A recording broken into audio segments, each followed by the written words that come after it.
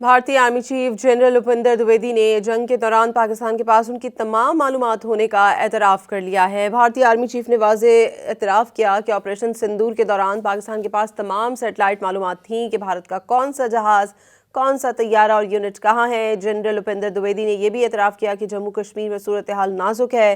بھارتی army chief نے مزید کہا کہ پاکستان اور چین نے راکٹ فورس کھڑی کی ہے اور اس طرح کی راکٹ فورس کھڑی کرنا بھارت کی بھی ضرورت ہے۔ بھارتی آرمی چیف جنرل اپندر دویدی نے جنگ کے دوران پاکستان کے پاس ان کی تمام معلومات ہونے کا اعتراف کر لیا ہے۔ بھارتی آرمی چیف نے واضح اعتراف کیا کہ آپریشن سندور کے دوران پاکستان کے پاس تمام سیٹلائٹ معلومات تھیں کہ بھارت کا کون سا جہاز، کون سا طیارہ اور یونٹ کہاں ہے۔ جنرل اپندر دویدی نے یہ بھی اعتراف کیا کہ جموں کشمیر میں صورتحال نازک ہے۔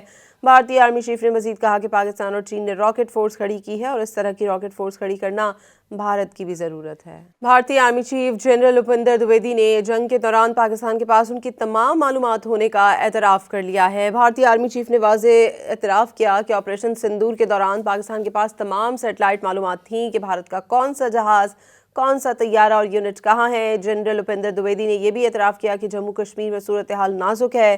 بھارتی آرمی چیف نے مزید کہا کہ پاکستان اور چین نے راکٹ فورس کھڑی کی ہے اور اس طرح کی راکٹ فورس کھڑی کرنا بھارت کی بھی ضرورت ہے۔